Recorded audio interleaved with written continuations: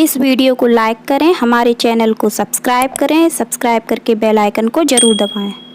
हर वर्ष वैशाख मास के शुक्ल पक्ष की तृतीया तिथि में जब सूर्य और चंद्रमा अपने उच्च प्रभाव में होते हैं और जब उनका तेज सर्वोच्च होता है, उस तिथि को हिंदू पंचांग के अनुसार अत्यंत शुभ माना जाता है और इस शुभ तिथि को कहा जाता है अक्षय तृतीया अथवा अखा तीज। अक्षय तृतीया एक ऐसी तिथि है जिसमें कोई भी शुभ कार्य हेतु, कोई नई वस्तु खरीदने हेतु पंचांग देखकर शुभ मुहूर्त निकालने की आवश्यकता नहीं पड़ती। विवाह, गृह प्रवेश जैसे शुभ कार्य भी बिना पंचांग देखे इस तिथि में किए जा सकते हैं। इस दिन पितृपक्ष में किए गए पिंडदान का अच्छा परिणाम भी मिलता है। अक्षय तृतीया में पूजा पाठ और हवन इत्यादि भी अत्यधिक सुखद परिणाम देते हैं। यदि सच्चे मन से प्रभु से जाने अनजाने में किए गए अपराधों के लिए क्षमा याचना की जाए तो प्रभु अपने भक्तों को क्षमा कर देते हैं और उन्हें सत्य, धर्म और न्याय की राह में चलने की शक्ति प्रदान करते हैं। अब हम बात करेंगे अक्षय तृतीया के महत्व के बारे में। भगवान परशुराम ने विष्णु के छठे अवतार के रूप में इसी दिन जन्म लिया था और यह दिन परशुराम जयंती के रूप में भी मनाया जाता है। वेद व्यास जी ने गणेश जी के साथ महाभारत लिखने की शुरुआत इसी दिन से की थी। इसी दिन भगवान श्री कृष्ण ने अपने मित्र सुदामा को महल और धन धान्य से परिपूर्ण करके दोस्ती का फर्ज निभाया था। इस दिन महाभारत का युद्ध समाप्त हुआ था और त्रेता युग की शुरुआत हुई थी।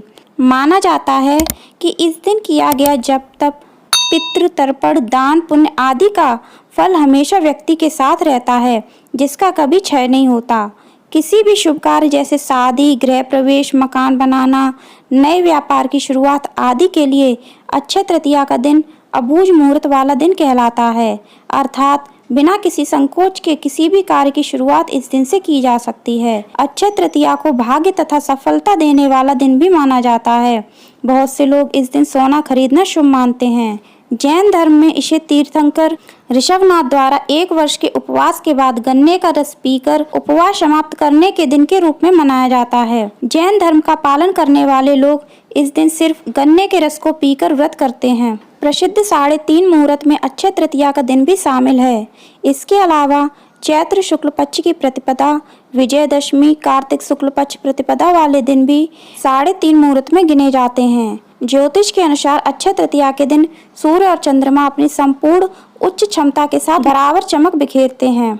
उड़ीसा के प्रसिद्ध जगन्नाथ मंदिर की रथ यात्रा के लिए रथ बनाने की शुरुआत भी इसी दिन से की जाती है। वृंदावन में केवल अक्षय तृतीया के दिन ही बांके बिहारी के चरण कमल के दर्शन होते हैं। 4 धाम की यात्रा के भगवान बद्रीनाथ के दर्शन अक्षय तृतीया के दिन से ही खोले जाते हैं। अक्षय तृतीया का दिन त्योहार की तरह मनाया जाता है। घरों में इस दिन विशेष प्रकार के व्यंजन बनाए जाते हैं, जैसे कि गेहूं का खींचड़ा और मंगोड़ी की सब्जी, बाजरे की खिचड़ी, मूंग चावल की खिचड़ी बिना नमक वाली इत्यादि।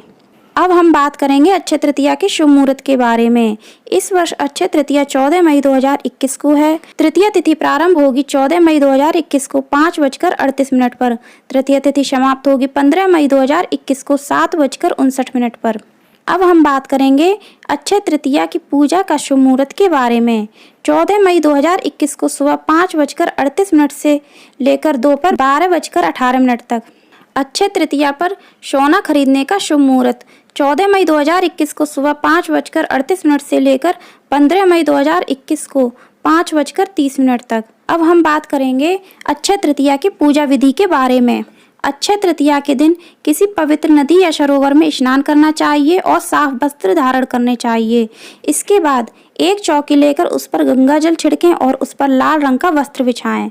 वस्त्र बिछाने के बाद भगवान विष्णु और माता लक्ष्मी की मूर्ति या फिर तस्वीर स्थापित करें। इसके बाद उन पर अक्षत चढ़ाएं। सफेद कमल या सफेद गुलाब के फूल भगवान विष्णु और माता लक्ष्मी को अर्पित करें।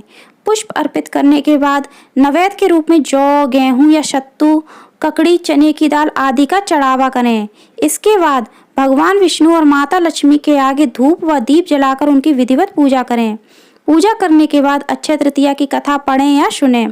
कथा सुनने के बाद धूप व दीप से भगवान विष्णु और माता लक्ष्मी की आरती उतारें। आरती उतारने के बाद उन्हें सफेद रंग की मिठाई का भोग अवश्य लगाएं। इस दिन किसी निर्धन ब्राह्मण को भोजन करवाएं और उनका आशीर्वाद प्राप्त करें और अपने मंगल की कामना करें। अब हम बात करेंगे अक्षय तृतीया के दिन किए जाने वाले 14 महत्वपूर्ण दान के बारे में। गौ, भूमि, तिल, सोना, घी, वस्त्र, धान्य, गुड़, चांदी, नमक, शहद, मटकी, खरबूजा और कन्या। अब हम बात करेंगे अक्षय तृतीया के शुभ अवसर पर माता लक्ष्मी को प्रसन्न करने के सबसे आसान उपाय के बारे में। लग्न राशि के स्वामी ग्रह को करे प्रसन्न। प्रत्येक जातक की एक चंद्र राशि होती है और इसी तरह कुंडली में जन्म के समय से संबंधित एक लग्न राशि भी होती है। जातक के गुण व व्यवहार को लग्न राशि काफी हद तक प्रभावित करती है। यदि किसी के कार्य नहीं बन पा रहे हैं या आर्थिक रूप से तकलीफ में हैं, तो अपनी लग्न राशि के स्वामी ग्रह के अनुकूल रंग की कोई वस्तु अपने साथ जरूर रखें या स्वामी ग्रह के रंग से संबंधित कोई एक छोटा कपड़ा अपने साथ जरूर रखें। अलमारी रखें उचित स्थान पर। धन की अलमारी उत्तर दिशा के कमरे में दक्षिण की दीवार पर अगर लगी हो तो यह धन वृद्धि में लाभदायक साबित हो सकती है। मुख्य द्वार पर दीपक अवश्य जलाएं। प्रातः सुबह लक्ष्मी जी का पूजन घर में प्रतिदिन किया जाना चाहिए और सायंकाल घर के मुख्य द्वार पर दाईं ओर एक घी का दिया जरूर जलाना चाहिए। इन दोनों कार्यों से धन की देवी माँ लक्ष्मी प्रसन्न होकर व्यक्ति के पास ही रहती हैं। घर के मुख्य द्वार पर गणेश जी का स्वरूप अवश्य होना चाहिए। गणेश भगवान के स्वरूप को घर के मुख्य द्वार पर लगाने से घर में धन संबंधित सभी समस्याओं का अंत होता है और घर में नकारात्मक शक्तियों का उदय भी नहीं हो पाता है। घर में तुलसी जी का पौधा अवश्य लगाएं। तुलसी जी की सेवा करने से धन धान्य की कोई कमी नहीं होती है।